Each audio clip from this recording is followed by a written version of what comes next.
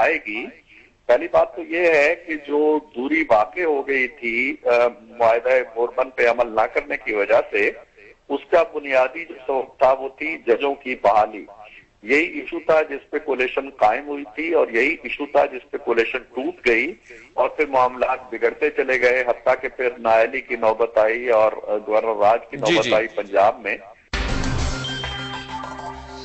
بہت شکریہ جناب عرفان صدیقی صاحب. ہم نے بات کی نہ صرف سیاسی صورتحال پر جس پہ ہمارے ساتھ محو گفتگو تھے شروع میں حمزہ شہباز شریف، اس کے بعد جو ایک ہم اگر کہیں آئینی یا قانونی نقطۂ نظر جو ہے خصوصاً ججز کی اپوائنٹمنٹ کے حوالے سے، جیسے کہ ہم جانتے ہیں کہ ایک پٹیشن دائر ہوئی ہے جس میں چیلنج کیا گیا ہے ججز کی اپوائنٹمنٹ کو، جو کہ حال ہی میں ہوئی ہیں.